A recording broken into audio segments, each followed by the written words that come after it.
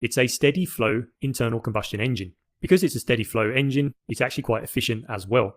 Typical efficiencies for gas turbines are around 30 to 35%, going all the way up to 40%, maybe slightly higher, for modern gas turbines. If we combine a gas turbine with a steam turbine, we can actually put that efficiency all the way up to 55%, maybe even 60% if we're using a very modern design and we have very modern steam and gas turbines. When we do that, we actually call that type of plant a combined cycle plant. And I'm going to show you exactly how that type of plant works towards the end of the video. So we know now how a gas turbine works.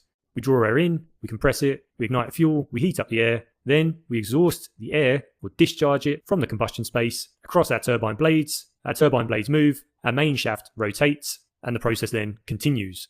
What's interesting about gas turbines is you can use them for many different types of applications. Aircraft engines are essentially gas turbines. They have a very high power to weight ratio, and that's what makes them ideal for usage in the airline industry, where weight has to be reduced as much as possible in order that the aircraft can take off.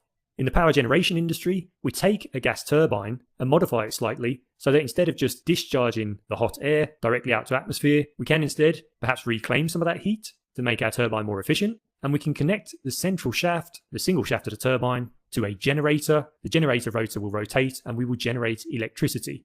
Now there are different types of gas turbine that are available to us. Heavy frame and aeroderivative are the two that you're likely to encounter, but it's the heavy frame design that allows us to reach megawatt capacities in excess of 250 megawatts.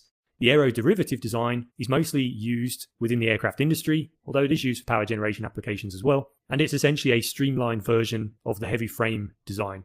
So heavy frame design is used for large power generation requirements where we want a lot of electricity. It's well suited to the power and energy industries. And then there is the aeroderivative design, which is like the slimline version, which we use in the aircraft industry, and also for minor or smaller power generation applications.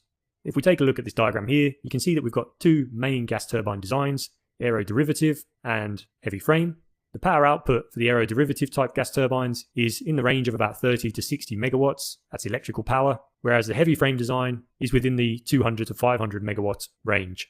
In terms of efficiency, they're quite similar. Aeroderivatives have an efficiency of about 39 to 43%, and the heavy frame design will be in the range of 37 to 40%. I actually think that's quite high. I think it would be more in the range of typically about 35 to 37%. If we were to combine those types of turbines with steam turbines, and we get what's called a combined cycle power plant, then the efficiency increases, as you can see, to over 50% for both types of turbine. That's a significant increase. Let's now take a look at a real gas turbine and all of its components, and then we'll take a look at a combined cycle power plant. So here is our gas turbine. This is how it would look if you were looking at it in the field. Normally it would actually just sit within a box. Depending upon the size of the turbine, the box can be quite small,